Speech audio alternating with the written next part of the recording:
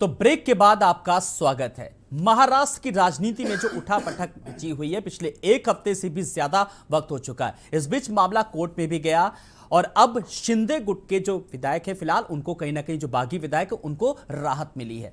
आरोप प्रत्यारोप लगातार लग रहे हैं, लेकिन इस बीच जो बयानबाजी भी हो रही है, मैं उस बयानबाजी को लेकर के एक सवाल दिलीप यशवर्धन जी के पास आऊंगा, जरा उनसे लूंगा। दिलीप जी, संजय राउत ने जिस तरीके से एक बयान दिया, हालांकि फिर उन्होंने स्पष्टीकरण भी किया कि डॉक्टर राम मनोहर लोहिया ने कहा था कि जब इंसान मर जाता है तो वो इंसान की तरह, जब जमीर मर जाता है तो उसको जिंदा लाश हो जाता है, फिर उन्होंने उसको डिफाइन करा। लेकिन ये राजनीति किस ओर जा रही है? आखिर ये किस तरीके की बयानबाजी है? आलोक जी, जो महाराष्ट्र की राजनीति है, स्पेशली जो शिवसेना है, मेरा निवेदन है कि उनके जो प्रवक्ता बैठे हैं इस बात का बुरा ना माने, क्योंकि ये प्रत्यक्षदर्शी है कि महाराष्ट्र में शिवसेना किस तरीके से हावी है और वो किस तरीके से अपने बाहुबल के दम पर अपना वर्चस्व बनाए रखने की कोशिश करती है। ये तो आज की जो बात हो रही है वो राजनीतिक माहौल में हो रही है, लेकिन आप कुछ दिनों पीछे जाइए तो वहां से उत्तर प्रदेश के लोगों को भगाने के लिए, बिहार के लोगों को भगाने के लिए उन लोगों ने किस तरीके से मुहिम चलाई थी। तो ये जो बाहुबल का इस्तेमाल है ये उनके नेचर में है। और बाला साहेब नहीं, आप गलत तथ्य दे रहे हैं। नहीं, गलत तथ्य नहीं है, गलत तथ्य नहीं है, बिल्कुल वो राज ठाकरे थे। कोई बात नहीं, वो परिवार एक ही है, वो परिवार एक ही है। बाला साहेब ठाकरे के समय से ये प्रथा चली आ रही है और क्या मतलब परिवार एक ही है, परिपाटी एक ही है। उसी परिपाटी को आज डेट में दो लोग चला रहे हैं। परिपाटी एक है, परिवार एक है, चलाने वाले दो लोग हैं। इससे पता नहीं बदलती है, लेकिन आप गलत करते। और ये जो बयानबाजियां हैं ये बड़ी ऑब्वियस हैं, क्योंकि आदमी के अंदर जब सत्ता का मद होता है तो वो ना चाहते हुए भी इस तरह की भाषा उसके मुंह से निकल जाती है। मैं ये नहीं कह रहा हूं कि संजय राउत जी ने उसको डेलिबरेटली कहा होगा, अगर कहा था तभी उन्होंने बाद में उसको एक्सप्लेन किया कि मरने के लिए, मृतक के लिए उन्होंने किस तरीके से उसको परिभाषित किया। तो ये भाषा निकलना बहुत लाजिमी है, क्योंकि इस समय जो प्रेशर है, सत्ता जाने का प्रेशर बहुत बड़ा प्रेशर होता है, मतलब खोने का प्रेशर है इस समय। बिल्कुल, उस प्रेशर में अगर इस तरह की बयानबाजी हो गई तो बहुत बड़ी बात है। एक तरीके से कहा जा सकता है प्रेशर पॉलिटिक्स। क्या वाकई में जो हालात हैं, जो परिस्थितियां, उनको देखते हुए मनोस्थिति साफ तौर पर समझी जा सकती है? क्या ये उसी का दंश है, उसी का दर्द है? देखिए आलोक जी, बिल्कुल सही बात है। जैसे दिलीप जी ने अभी बताया, तो आप बिल्कुल सही कह रहे हैं कि कहीं ना कहीं किसी प्रकार का प्रेशर जरूर है। लेकिन अगर प्रेशर है तो वो प्रेशर कुर्सी खोने का कतई नहीं है, क्योंकि कुर्सी खोने का अगर प्रेशर होता तो आज भी सरकारी बंगले में विराजमान होते उद्धव ठाकरे जी।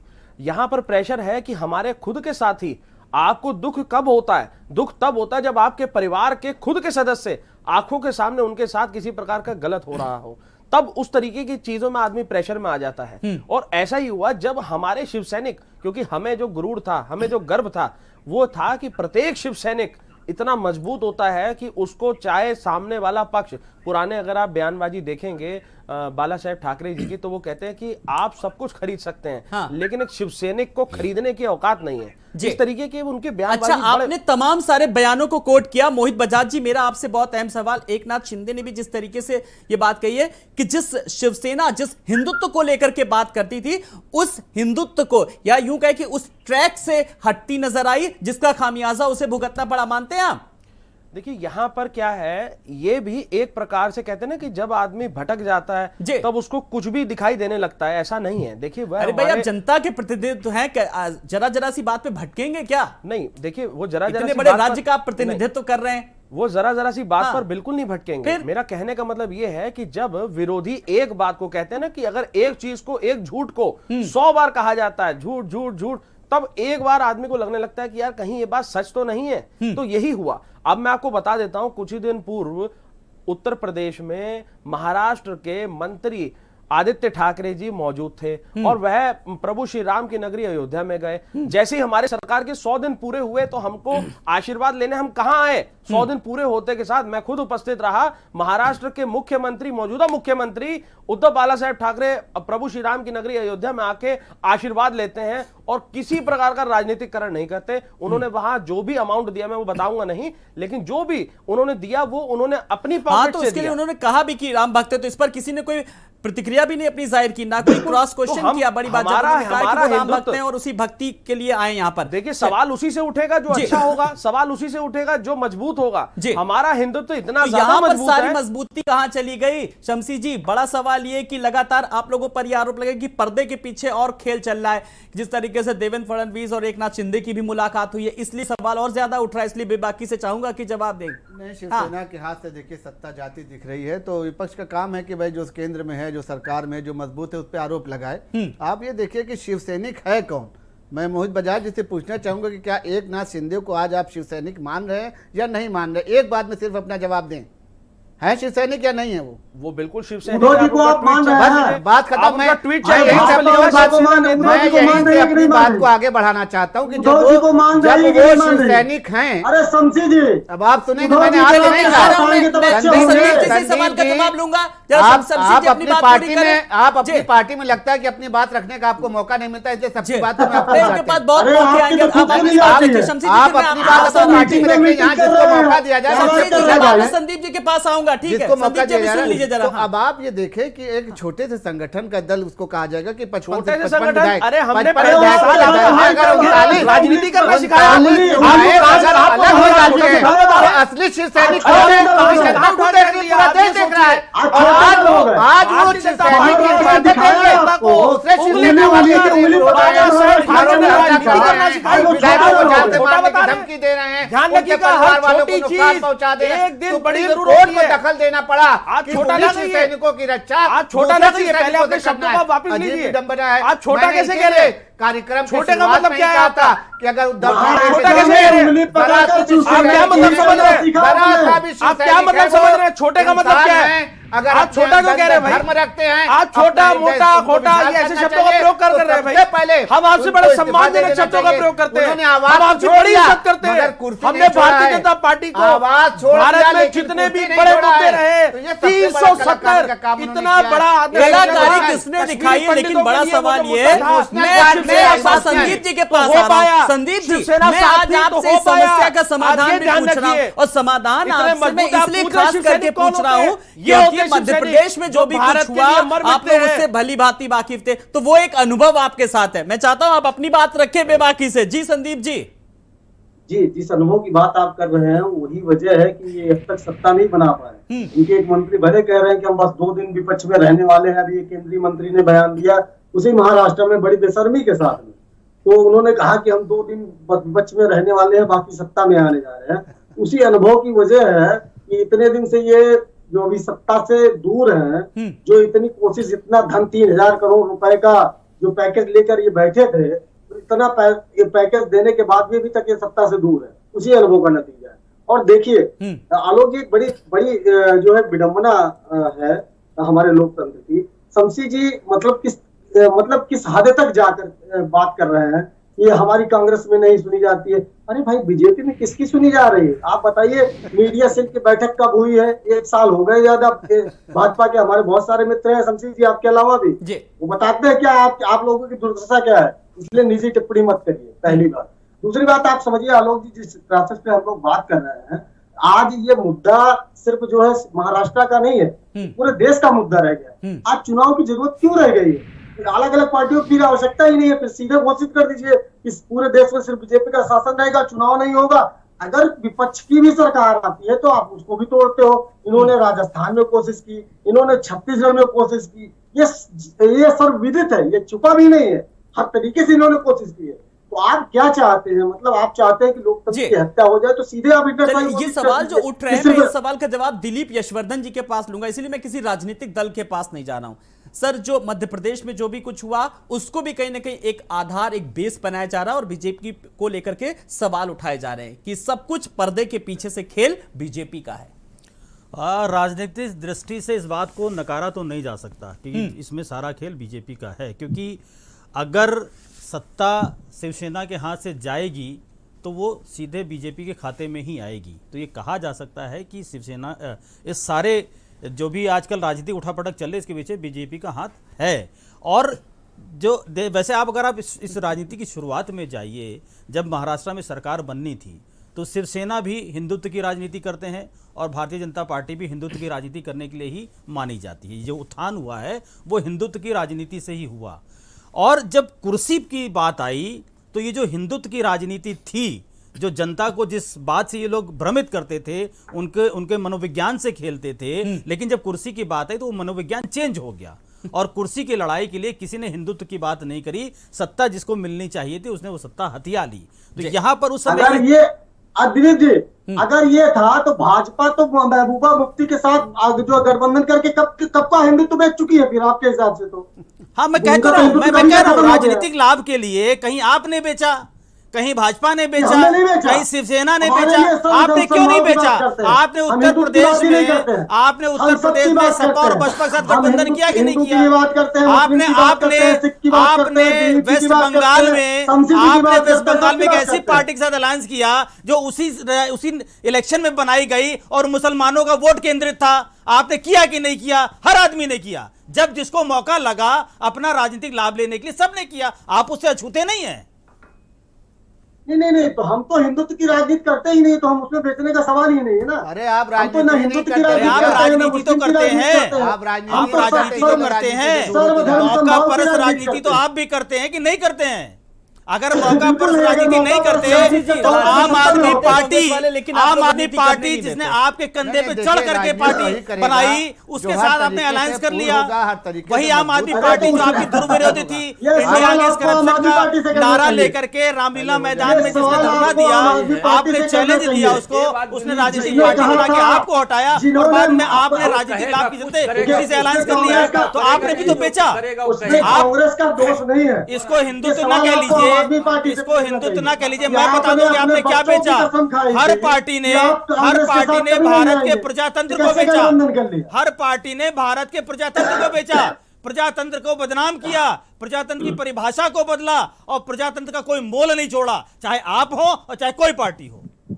जी, अगर हमने नहीं जोड़ा होता तो आज हम लोग ऐसे डिबेट नहीं कर रहे होते।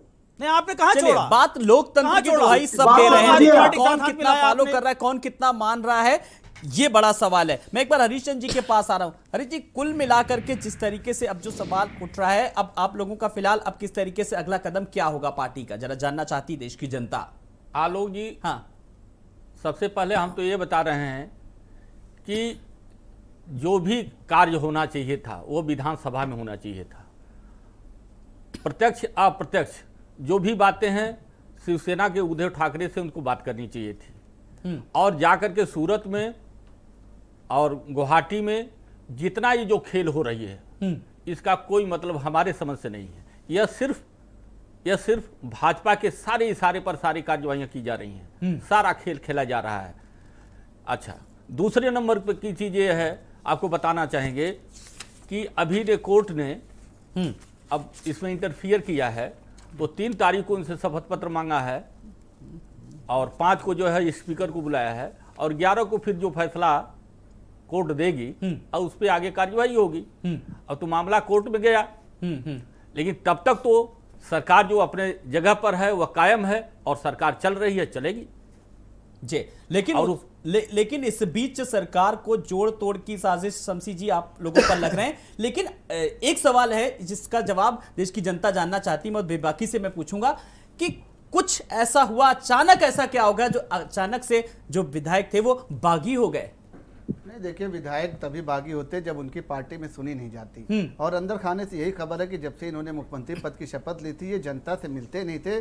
और अपने विधायकों प्रतिनिधियों से भी कम मिलते थे और बहुत दूरी बना कर रखते थे। तो यही वजह है कि एकनाथ शिंदे अपनी बात इनसे कह नहीं पा रहे थे और लगातार वो संकेत दे रहे थे दूसरे माध्यमों से, टीवी चैनलों के माध्यम से, अपने जो उनके करीबी उनके माध्यम से। लेकिन उद्धव ठाकरे पर जो एक चश्मा चढ़ा था कि महाराष्ट्र जो है वो सिर्फ हमारा है, महाराष्ट्र जो है वो सिर्फ हमारा है, तो यही चश्मा जो उतारने के लिए एकनाथ शिंदे। और अभी हमारे शिवसेना के प्रवक्ता कह रहे थे कि बाला साहब ठाकरे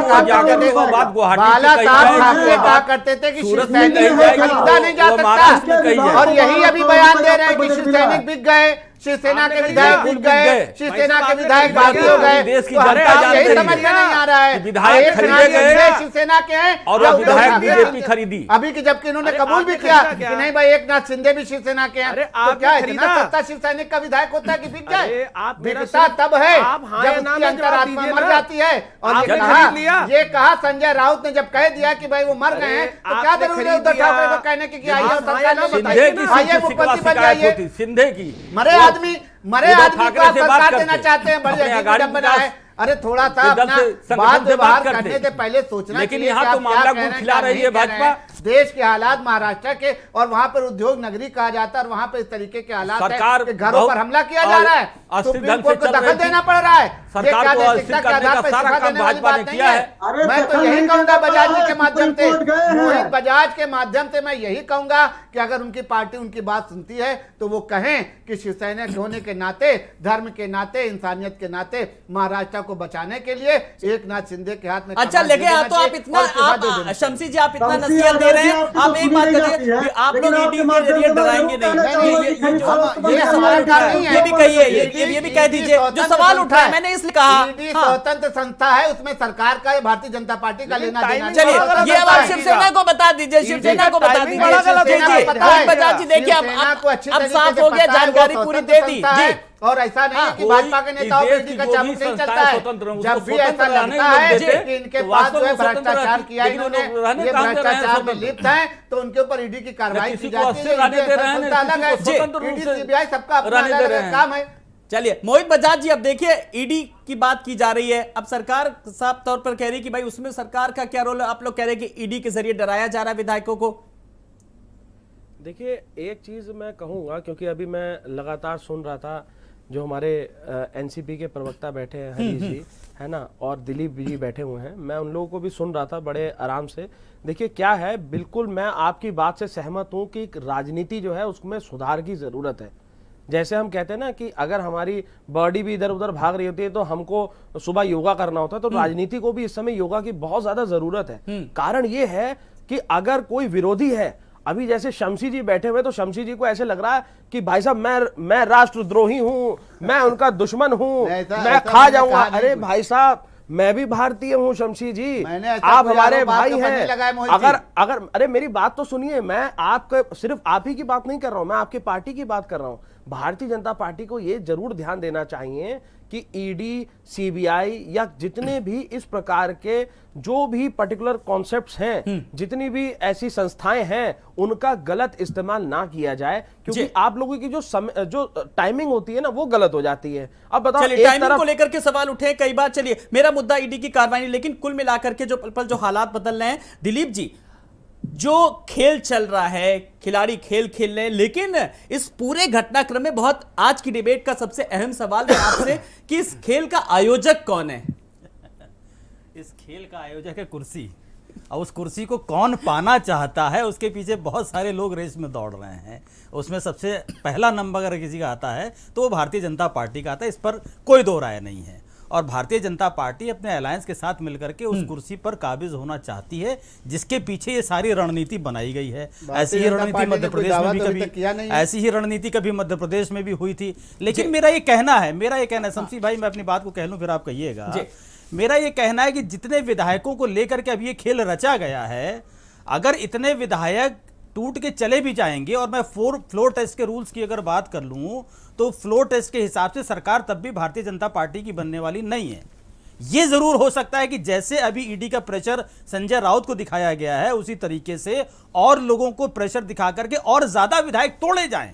जब ज्यादा विधायक टूटेंगे तब वो कैलकुलेशन फिट होगी। लेकिन कुल मिलाकर के बड़ी बात है कि विधायकों को रोकना ये सबसे बड़ी इस वक्त चुनौती है, ना कि विधायक टूटे। जी एक फाइनल कमेंट हरीश चंद जी, कुल मिलाकर के विधायकों को अभी बनाए रखना और आगे बीजेपी के पाले में ना जाए, किसी अन्य पाले में ना जाए, बड़ी बात यह है। ये शिवसेना के सामने कहा जाता है कि साफ तौर पर एक बड़ी चुनौती है।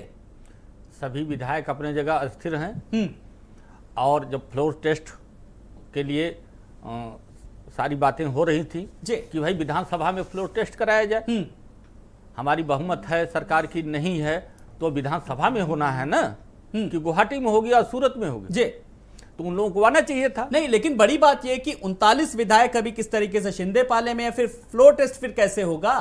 नहीं तो उनको आना चाहिए ना, तो उनको तो बुलाया गया। शरद पवार साहब की भी सलाह थी, उद्धव ठाकरे साहब की, बुलाइए उन लोगों को। जब उन लोगों को दिक्कत है, कोई बात है, या समर्थन नहीं देना है या निकलना है, जो भी कुछ करना है, तो हमें यहाँ बात करें, नहीं तो फिर फ्लोर टेस्ट होगा। बातचीत की जिस तरीके से बात की मोहित जी, क्या अभी भी कुछ विकल्प है कि बातचीत के जरिए कुछ हालात परिस्थितियां बदल सकते हैं?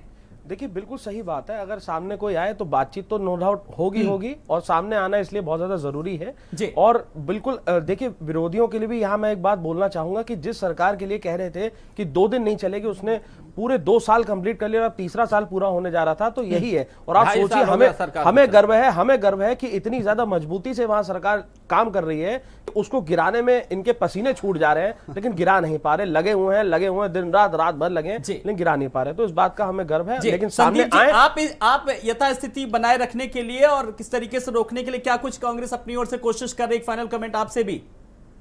देखिए, कांग्रेस जो है पूरी कोशिश कर रही है, जो उसके सारे विधायक जो है एकजुट है और सारे विधायक जो है एक भी विधायक हमारा इधर नहीं हुआ है। दूसरी बात, आप समझिए इस मुद्दे को कश्मीरी पंडितों के मुद्दे से बचाया नुपुर शर्मा जी ने। नुपुर शर्मा जी का जब मुद्दा गरमाया तो उसको बचाया अग्निवीर के मुद्दे में, अग्निवीर का जब मुद्दा गरमाया तो इसको बचाया जो है शिवसेना के सरकार के मसले में। ये भाजपा के दोनों हाथ में लड़ते हुए। चलिए देखिए, मुद्दे की बात मत करिए, फिर कौन से ऐसे मुद्दे आए? फिर वो नवनीत राणा का मुद्दा भी आया, फिर वो कंगना रनौत का मुद्दा, ऐसे तमाम सारे मुद्दे आए। लेकिन वर्तमान समय में हालात क्या है, उन पर किस तरीके से नियंत्रण पाया जा सकता है? आज की डिबेट का एक फाइनल कमेंट मैं दिलीप जी से जल्दी से। दिलीप जी। आलोक जी देखिए, अभी मैंने कहा ना कि अगर फ्लो टेस्ट की बात आएगी तो सरकार जाती हुई नजर नहीं आ रही है फिलहाल। दूसरा, ये जो एंटी डिफेक्शन लॉ है उससे भी ये बच रहे हैं आज की डेट में। तीसरा, मैं ये कहना चाहूँगा, अगर सामाजिक दृष्टि से बात करिए, सामाजिक नज़रिए से बात करिए, तो कोई व्यक्ति जनता के वोटों से जनप्रतिनिधि बनकर जब लोकसभा या राज्यसभा में पहुंचता है तो वो अपनी और अपनी पार्टी की विचारधारा के बिहार पर चुना जाता है। लेकिन जब वो दल बदलने की बात करता है तो वो जनतंत्र का गला घोटता है, जनतंत्र के साथ वो बेईमानी करता है। यहाँ पर जो 39 विधायक जो भी हैं, वो अगर शिवसेना को छोड़ करके भारतीय जनता पार्टी का दामन थामते हैं या अपनी नई पार्टी बनाते हैं या जो भी करते हैं, तो वहां पर उन्होंने महाराष्ट्र की जनता के साथ अच्छा नहीं किया है। और इस तरीके से जो भी ये दल बदल की बात करता है वो जनता की भावनाओं के साथ खिलवाड़ करता है और प्रजातंत्र को बदनाम करता है। जी शमसी जी, कुल मिलाकर के जब हम बात लोकतंत्र की करते हैं, बात प्रजातंत्र की करते हैं, बात जनतंत्र की करते हैं, इस पूरी कवायद के भी जैसे आपने भी कहा कि इस्तीफा दे देना चाहिए, लेकिन इसमें सबसे पहले राजनीतिक दलों की जब अब शुचिता की जब बात करते हैं तो सबसे पहले ये सोचना चाहिए कि जनता के हित में क्या है, प्राथमिकता उस पर होनी चाहिए। देखिए, जनता के हित में यही है कि जनता ने जो 55 में से 39 विधायक जो चुने गए हैं वो एकदम से अलग हो जा रहे हैं शिवसेना से, तो ये जनता का विश्वास उनके ऊपर था। अब आप ये देखिए कि क्यों अलग हो गए, क्योंकि उद्धव ठाकरे उनकी बातों को अनसुना कर रहे थे। अंदरूनी खाने से यही खबर है कि लगातार वो हिंदुत्व की बात हो चाहे कोई बात भी हो, उनकी बात सुनने को तैयार नहीं थे। पुत्र मोह में वो फंसे हुए थे। और आपने देखा कि आज जैसे मंत्री पद का उन्होंने लोगों को मंत्री पद से हटाया तो अपने ही पुत्र को 3 मंत्री पद उन्होंने दे दिया। तो पुत्र मोह उनका बिल्कुल साफ झलक के आ गया। और अंदर खाने से खबर भी है कि वो उसको जो है कोई बड़े पद पर उसको बैठालना चाहते थे, जिसका एकनाथ शिंदे लगातार विरोध कर रहे थे। अच्छा, आप लोगों को बड़ी जानकारी हो जाती है। आपकी पार्टी में क्या कुछ ऐसा चल रहा था? जल्दी से मुझे। ऐसा कुछ नहीं है। देखिए क्या है ना कि बस हवा में ऐसे छोड़ते रहिए, हाँ। ये है वो है, ये है वो है, तो क्या कर, खाली आदमी कुछ किया कर, कपड़े उधेड़ कर सिया कर, बस दैट्स इट। जी चलिए, लेकिन फिलहाल बात हमें जनहित की करना चाहिए। आप जनता के प्रतिनिधि हैं, इस पर भी विचार करना चाहिए। आप सब मेहमानों का बहुत बहुत शुक्रिया। शमसी आजाद जी, मोहित जी आपका भी, संदीप जी आपका भी, हरिश्चंद्र जी आपका भी, दिलीप यशवर्धन जी आपका भी बहुत बहुत शुक्रिया। तो महाराष्ट्र में जो हालात पल पल के बदल रहे हैं, फिलहाल 11 जुलाई का वक्त होगा कि उसके बाद फिलहाल क्या कुछ फैसला आता है, ये देखना दिलचस्प होगा। नमस्कार।